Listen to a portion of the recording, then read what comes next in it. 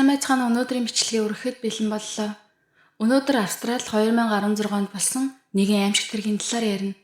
Энэ бол нэгэн охин эрт хорвоогоос ивсэн тухай, бас Сидней энгийн байрны хаалганы цаана юу болоод байсныг хэн ч мэдээгүй тэр нууцын тухай юм. 2016 оны 5 дугаар сард Сиднейн Парамата дүүрэгт энгийлнийг орон сууцнд болсон аимшигт явдал 22 настай Даша Волна охины амьдралыг оронгоор нь эргүүлсэн. Канадын нэгэн охин мөрөөдлөө даган Австралид ирсэн нь 2015 оны 9 дугаар сар. Тэр охин бол Даша. Тэр өөрийн ирээдүйг өөрчлөхөөр зориг гаргасан мөрөөдлөөр дүүрэн ирмэлцэлтэй нэгэн байлаа. Австралид ирээд удаагүй байхад л Даша хурдан дасаж олон найз нөхдөд болсон. Хоолны газарт ажиллаж эхэлсэн ч оройн загварын зураг авалтанд оролцож байв. Түүний амьдрал боломж ирээдүйгээр дүүрэн мэт харагдаж байлаа. Гэхдээ нэгэн шөнө бүх зүйл оронгороо иргсэн. 2016 оны 5 дугаар сарын 27-ны орой Даша өөрийн амьдардаг байрандаа байлаа. Тэр орчин үеийн хяналтын камер сайтай орон сууцнд амьдардаг байсан бөгөөд тухайн өдрийн бичлэг дээр Даша нэгэн залуутай хамт байрны алгаар орж ирж байгаа нь тод харагддаг. Бид хамтдаа лифтээр дээшээ гарсан ч бүх зүйл тайван мэт харагдаж байв. Харин хаалга хаагдсны дараа болсон зүйлс жинхэнэ аимшиг байсан юм. Залуу гэрт орж ирмэгцээ шууд галтайгаар руу явж том утга шүүрээ авсан байна. Даша түүнийг хараад айж орилоход тэр даруй дүүгүй байхыг шаардаж хувцас тайлахыг тушаасан. Хэдхэн минутын туршид үргэлжилсэн энэ харгас халдлагын дараа тэр залуу Дашагийн мөнгийг аваад явжээ. Шоконд орсон Даша дараа нь цагдаа дуудлага өгсөн байна. Цагдаа нар ирээд шуурхай мөрдөн шалгах ажиллагаа эхлүүлсэн. Камерын бичлэг дээр Даша болон тэр залуу хамтдаа орж ирсэн нь мөн дараа нь залуу ганцаараа гарч явсан нь бичигдсэн байв. Гэсэн ч тухайн үед тэр хүний хэн болох нь тодорхойгүй.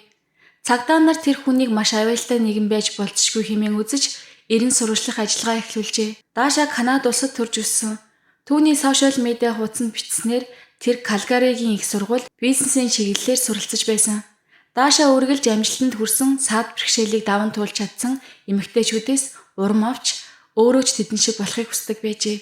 Тэр үргэлж пост дээрээ өөрийнхөө амьдраараа хүмүүс юу гэж хэлэх нь хамаагүй зүгээр л мөрөөдлөө дагаж бичдэг байсан. 2015 оны 9 дугаар сард 20 настайтай Даша амьдралаа бүрэн өөрчлөхөөр шийдэж Канадыг орхин дэлхийн нөгөө талд орших Австралид нүүж ирсэн. Тэр Австралид хамаатан садангүй байсан ч шинэ боломж адал явдал хайсан эр зоригтой охин байлаа.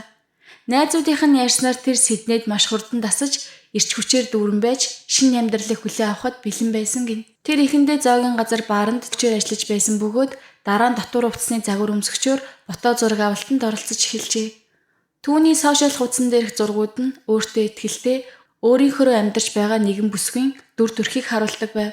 Гэхдээ гаднаа ингэж харагддаг байсан ч дотроо юу бодож байсныг хэн ч мэдээгүй. Халдлага болохоос хэдхэн 7 хоногийн өмнө Даша нэмэлт орлого олохын тулд биеэ үнэлдэг газартай хамтарч эхэлжээ. Энэ сонголт нь магадгүй санхүүгийн хувьд хинээс ч хараад бус байх гэсэн хүслээс нь болсон байх. Учир нь Сидней бол амьдрахад үнэтэй хот. Гэсэн ч тэр энэ ажлынхаа талаар ойрын найз нартай хэлдэггүй байжээ. Өдөн байцаалтын явцад тогтоогдсноор Дашагийн нэр биеэ үнэлтийн газарт бүртгэлтэй байсан. Тэрээр үйлчлүүлэгчдийг өөрийн байрандаа хүлээн авдаг байсан бөгөөд 2016 оны 5 дугаар сарын 27-ны өдөр түүний байранд орж ирсэн залууч мөн биеэ үнэлдэг газраар дамжуулан уулзахаар тохирсон үйлчлүүлэгч байсан юм. Тийм болохоор тэр түүнтэй хамт гэрлүүгөө орж ирсэн. Дашад энэ бол зүгээр л ажил байсан. Гэвч тэр уулзалт жинхэнэ хар дарсан зүйл болон хувирсан юм. Цагдаад мэдүүлэг өгөхдөө Даша өөр тохиолдсон аимшигт явдлыг ярьжээ. Үйлчлүүлэгч нь гаднаасаа жирийн л хүн шиг харагдаж байсан.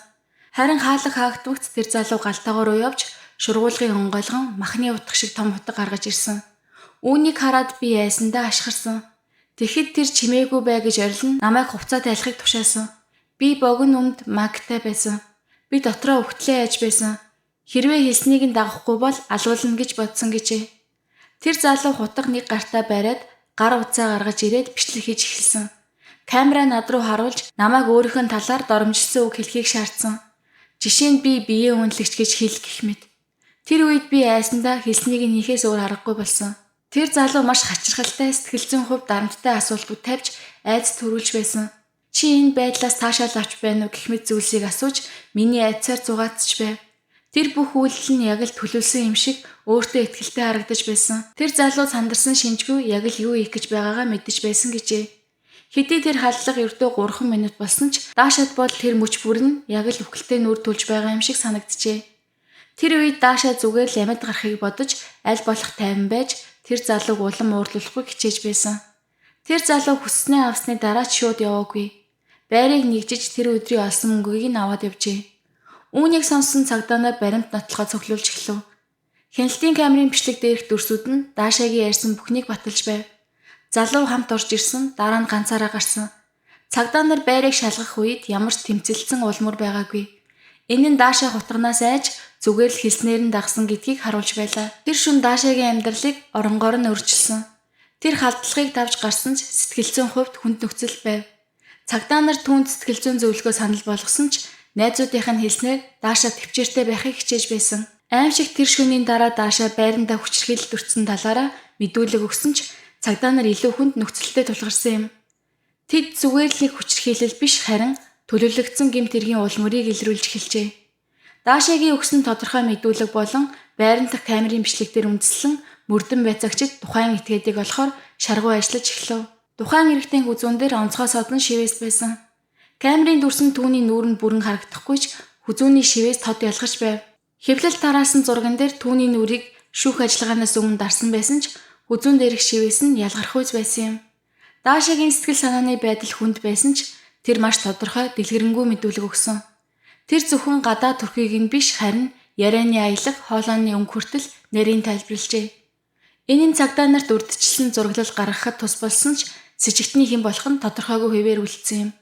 Үүний зэрэгцээ мөрдөн байцаагчид ижил төстэй гэмт хэргүүдийг шалгаж эхэлсэн. Даашаад болсон явдал бол анхны тохиолдол биш байжээ. 2016 оны 5 дугаар сараас 6 дугаар сарын хооронд Сидней хотод яг ижил аргаар үлдэгдсэн хүчирхийлэл, дээрмийн цуврал гэмт хэргүүд гарсан байв. Ихэнх хохирогчдод нь биеэ үнэлдэг газар ажилладаг эмэгтэйчүүд байсан ба бүх тохиолдол ижил арга барилаар утга ашиглан сүрдүүлж, дарамталж, бэлгийн хүчирхийлэл үлддэг байсан байна. Эхний ижил төстэй хэрэг 2016 оны 5 дугаар сарын 7-нд даашаа халдлагад өртгөөс 3-7 хоногийн өмнө бүртгэгдсэн. Тухайн өдөр нэгэн эмэгтэй үйлчлүүлэгчтэйгээ хотын төвийн орон сууцнд уулзсан байна. Гэвч тэр залуу яг адил аргаар хутга гаргаж ирэн айлган сүрдүүлж, доромжилсан үг хэлүүлэн хүчирхийлжээ. Тэр өдөр оройн бас нэг эмэгтэйтэй ижил аргаар уулзаж хүчирхийлсэн байна. Хохирогч эмэгтэйчүүд залууг төрөмгийн зан авиртай мөн чамааг айж байгаа байдлыг харах нь надад таалагдж байна гэж хэлдэг байсныг дурдсан. Түүний энэхүү сэтгцийн эмгэгтэй яриа мөн хүзүүн дээрх шивээс нь даашаагийн хэрэгтэй шууд холбогдож байв. 5 сарын 20-нд даашаа руу халтгаас яг 7 хоногийн өмнө дахин нэг эмэгтэй рүү тус этгээд халтсан. Тухайн үед тэр зөвхөн хутга гаргаж ирээд мөнгийг нь авч дээрэмдээ зүгтсэн байна. Харин даашаа руу халтсны дараахан буюу 3 хоногийн дараа тэр дахин өөр дүрхт нэг бүсгүйг дээрэмдэж хүчирхийлжээ. Бүх хохирогчид адилхан зүйлсийг ярьж байв. Хутга, утсаар бичлэг хийх, чи зөвшөөрч байгаа гэж хэл гэх мэт дарамт мөн занал хийсэн байдлаар авирлах. Тэр хүн яг л энэ бүхнийг зугаа бүх зүйлийг өөрийн гарт байлгахыг хүсч санаатаагаар хийж буй нэлт байв. Гэвч хамгийн аимшигтай хэрэг 2016 оны 6 дугаар сарын 24-нд үлдэгдсэн. Тэр өдөр тухайн этгээд 13 настай сурагч охинд надад машин асаахад туслаач хэмээн хуурд суулгаад аимшигтайгаар 4 цаг тамлан зовоожээ. Тэр охиныг 10 өөр газараа дагуулж яван хутга байранд сүрдүүлж хүчинтсэн. Тэр бүхнийг уцаараа бичиж авч байсан. Охинд би өөрийн хүслээр хийж байгаа гэж хэлгэж тулгаж байжээ. Нэг газар бүр дэлгүүр оруулж скотч сахлын утга авчиргээд явуулсан байдаг. Гэхдээ охин тусламж хүсэгч боломжгүй бүхнийг хянаж хараа салахгүй дагаж явсан гэдэг. Цагдаа нар бүх хэргийн ижил төстэй байдлыг нэгтгэж үзээд энэ бол төлөвлөгөөтэй цоврал гэмт хэрэг харгас хүчирхийлэл үйлдэгчийн үйлдэл гэдгийг тогтоожээ. Тэд тусгай ажиллагааны баг байгуулж бүхэл хяналтын камерын бичлэг, шивээсний мэдээллийг тулгаж ажиллаж эхэлсэн юм. Гисэн сэжигтний хэн болох нь тодорхойгүй байсаар байв. Гэвч эцэст нь 2016 оны 6 дугаар сарын 25-нд буюу 13 настай охиныг хүчирхийлснээс ердөө 1 хоногийн дараа цагдаа нар түүнийг олж тогтоожээ. 2016 оны 6 дугаар сарын 25-ны өдөр цагдаа нар Сидней Бонди гэх далайн эрг орчмын хөл хөдөлгөөн ихтэй дүүрэгт нэгэн сэжигтэй эрэгтэй хүний талаарх мэдээлэл авчээ. Тэр хүний хүзүүн дээрх шивээс нь өмнөх хохирогчдын хэлсэнтэй яг таарж байв. Цагдаа нар гэмт хэрэгтнийг машин дотор байхад нь олж харсан. Зогсоох гэсэн ч тэр шууд хурдаа нэмээд цухтаажээ. Тэр цагдаагийн дохио гэрлийг үлтон хурд хэвтрүүлэн цогтож байв. Эцэст нь тэр зогсоол дээр зогссон нэгэн машиныг мөргөөд автобусны буудлын хажуу зогсжээ. Цагдаа нар түүнийг бүсэлж баривчлахад тэр эсэргүүцэл үзүүлсэн ч даруй газар дээр нь саатуулсан юм.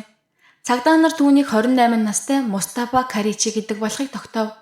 Түүний царай хүзүүн дээрх шивээс зэрэг нь хохирогчдын өгсөн мэдээлэлтэй 100% таарч байсан. Машин нэгжихэд өмнөх гэмт хэрэгтэй холбоотой олон нотлох баримт олдсон бөгөөд тэр дундаас хамгийн ноцтой нь түүний гар утас байв.